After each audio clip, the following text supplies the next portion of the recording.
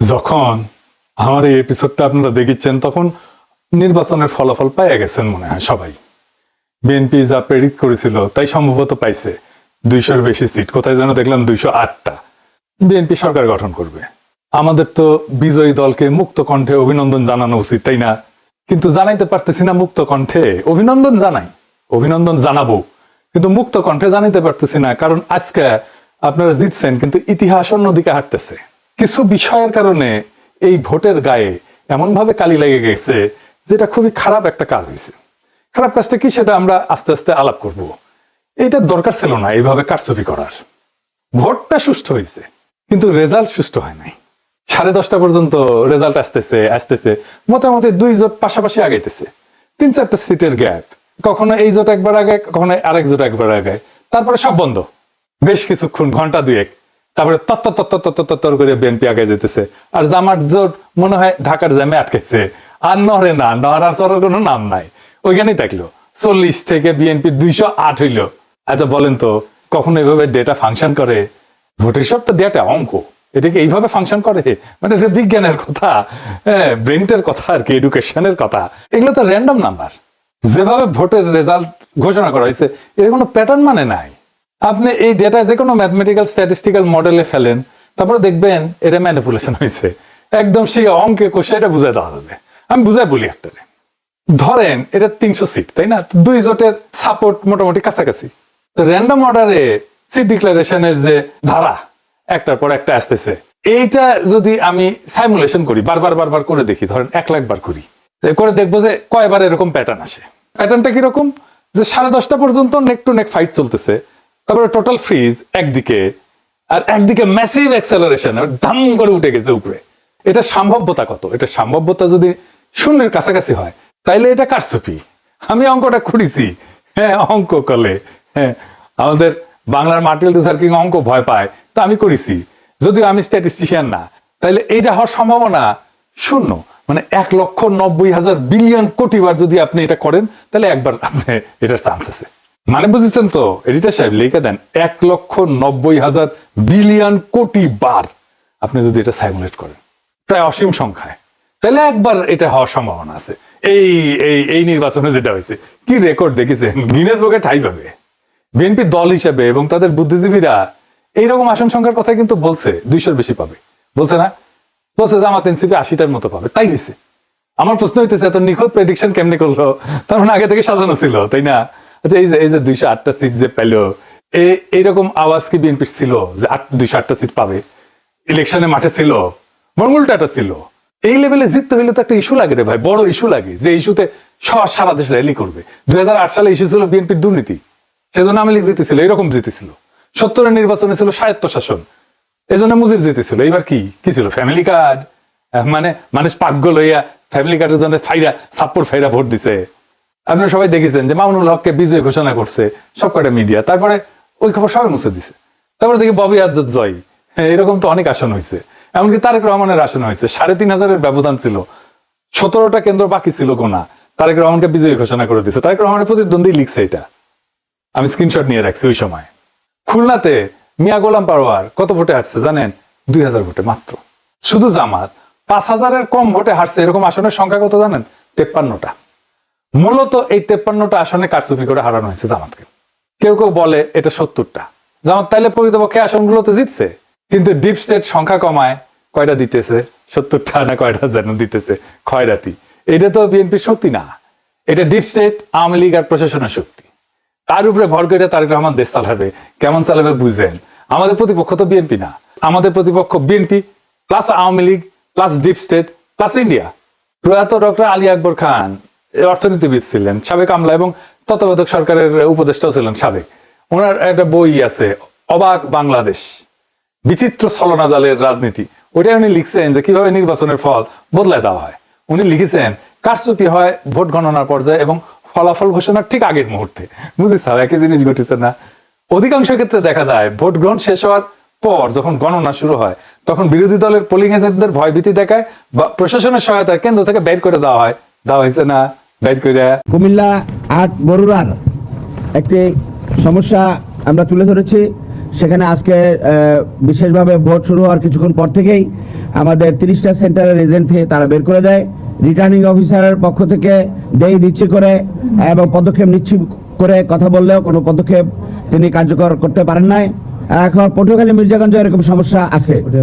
আপনারা শরীয়তপুরেও একটি সমস্যা আছে, সেখানে বিভিন্ন আসনের সমস্যা তৈরি করেছে তারা। গোপালপুরের অধিকাংশ কেন্দ্রে এজেন্ট বের করে দিয়েছে, এরকম তথ্য আমাদের কাছে এসছে। পোলিং এজেন্টদের অনুপস্থিতিতে যখন ভোট গণনা করা হয় তখন আসল জনমত প্রতিফলিত হওয়া কঠিন হয়ে পড়ে। উনি লিখেছেন যে রিটার্নিং অফিসারের কার্যালয়ে, মানে যে ডিসি আর কি, সে রিটার্নিং অফিসার হয়, রিটার্নিং অফিসারের কার্যালয়ে ফলাফল পাঠানোর আগে যে সংকলন তৈরি করা হয় সেখানেই বড় ধরনের কারিগরি করা হয়। ফলে দিনের বেলায় দৃশ্যত শান্ত নির্বাচনও রাতের ফলাফল ঘোষণার সময় সম্পূর্ণ বদলে যেতে পারে। দেখেছেন, একই কথা কয়ে গেছে গুরুজন। হ্যাঁ, কি চমৎকার কয়ে গেছে। এটাই ফলো করেছে আর কি, বুঝি চাও। এটাই জানে আমাদের অ্যাডমিনিস্ট্রেশন, এটাই জানে আমাদের প্রশাসন, এটাই জানে আমাদের ডিপ স্টেট, এই কাজই করে। এই নির্বাচনের ফলাফল একটা ইন্টারেস্টিং জিনিস দেখায়। আমরা কলে জাতীয় পার্টিকে ওয়াইপ আউট করে দিছি। রংপুর ছিল জাতীয় পার্টির দুর্গ। আওয়ামী লীগ বিএনপি 35 বছর ধরে সিট ধরাইতে পারেনি সেই দুর্গতে। আমরা এটা ফ্ল্যাট করে দিছি, আমরাই করছি, বিএনপি করে নাই।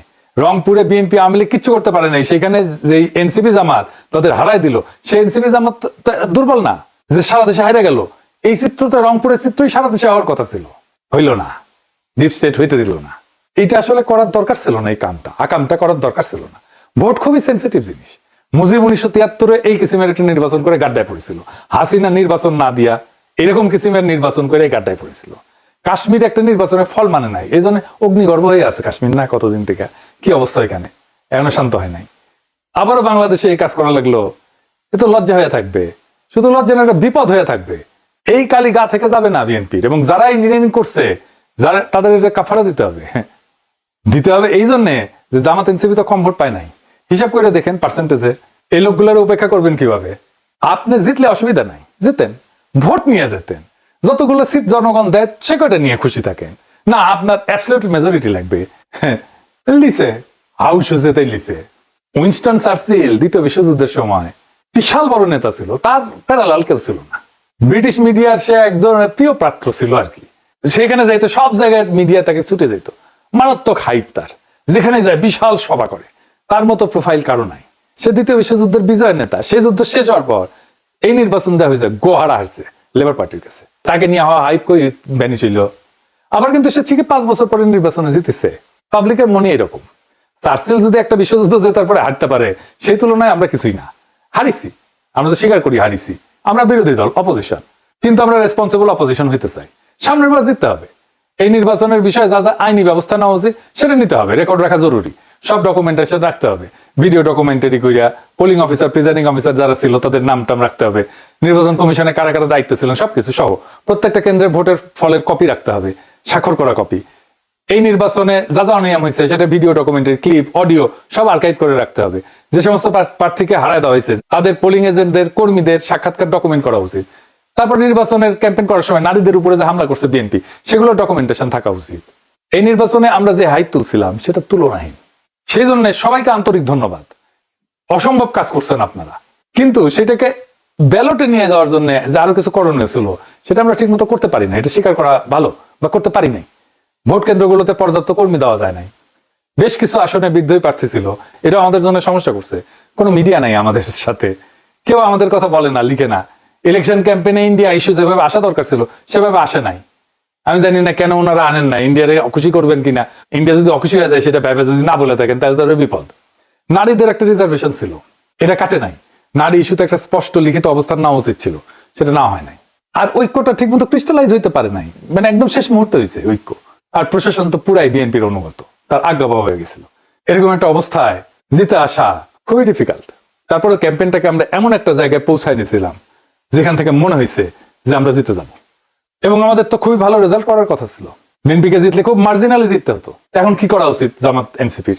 এখন করণীয় হইতেছে 3টা রাজনৈতিক এজেন্ডাকে কেন্দ্র করে জোটের রাজনৈতিক ভিত্তিকে সংগঠিত করা। 1 নাম্বার, একটা রেসপন্সিবল অপোজিশনের ভূমিকা নেওয়া। আমরা রেসপন্সিবল অপোজিশন হইলে আওয়ামী লীগ ফেরার রাস্তা বন্ধ হয়ে যাবে। এখনই নতুন সরকারের বিরুদ্ধে আন্দোলন সংগ্রাম করে খড়গহস্ত হওয়া উচিত হবে না। আমরা দেখি কি ডেলিভার করতে পারে বিএনপি।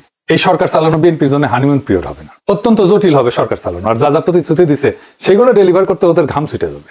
জামাত এনসিপি আন্দোলন করলে বলবে ওদের জন্য আমরা কাজ করতে পারি নাই, দায় চাপে দেবে আপনার উপরে। 2 নম্বর হইতেছে এই বিএনপি শাসন চালাইতে গেলে ভুল করবে, মিস্টেক করবে, অত্যাচার করবে, নিপীড়ন করবে, নির্যাতন করবে। আপনারা একটা হাসিনা টু রেজিম দেখতে পারবেন। সেইখানে আমাদের খুবই ক্যালকুলেটিভ আন্দোলন গড়ে তুলতে হবে। এই যে দেখেন, ইলেকশনে যেতে আওয়ামী লীগের স্লোগান দিতেছে বিএনপি, একটা দুইটা শিবির ধরে ধরে জবাই করে।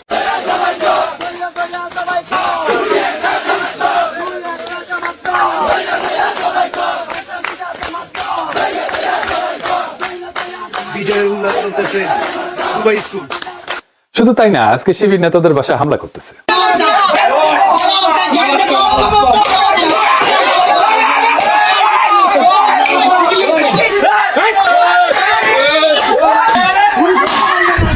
বিএনপির সন্ত্রাস, বিএনপির সন্ত্রাস সকল। আপনারা একটা আওয়ামী শাসন দেখবেন, লিগে রাখতে পারেন। আমরা আবার আগে সেই জায়গায় ফিরে গেলাম, 2008 সালে ফিরে গেলাম। এরপরের সময়গুলো আবার রিপিট হবে, এবার হবে দ্রুত। হাসিনা 15 বছরে যা যা দেখছেন তা বছর দুয়েকের মধ্যে দেখে ফেলবেন। তারেক রহমানের যদি স্টেবিলিটি প্রায়োরিটি হইতো, তাহলে ভোটটা তিনি ফেয়ার হইতে দিতেন। মানুষ একটা পরিবর্তন চাইছিল, তিনি পরিবর্তনটা ঠেকাই দিলেন। এবার কি আদৌ পরিবর্তনকে ঠেকায় রাখা যায় না। আর 3 নাম্বার স্ট্র্যাটেজি হইতেছে, আজকে যে শক্তি জামাত আর এনসিপির পিছনে দাঁড়াইছে, সেই শক্তিকে সংহত কইরা পরের নির্বাচনের জন্য আজ থেকে প্রস্তুতি নেওয়া উচিত। এই নির্বাচন কিন্তু দেখাই দিল যে বাংলাদেশ এখনো গণতান্ত্রিক পরিপক্কতায় পৌঁছায়নি, কিন্তু এই ভোট প্রমাণ করলো একটা বিকল্প শক্তি উঠে এসছে। এই শক্তিকে আর থামানো যাবে না। আর বিএনপি যেহেতু আওয়ামী লীগ আর হাসিনার দেখানো পথেই যাইতেছে, তাই সে হাসিনার অন্তিম যে লক্ষ্য সেটার দিকেই যাবে। এটাই ইতিহাসের শিক্ষা। তবুও আপনাদের জন্য শুভকামনা। আমরা লক্ষ্যে অবিচল থেকে আগায় যাব, জনগণকে সাথে নিয়ে যে আজাদির কাফেলা আমরা শুরু করছি তার সাথেই যাব। দেখা হবে রাজপথে, দেখা হবে লড়াইয়ের মাঠে, দেখা হবে আবারও আগামী নির্বাচনে। আমরা আরো শক্তিশালী হয়ে আপনাদের সামনে আসব। ইনকিলাব জিন্দাবাদ।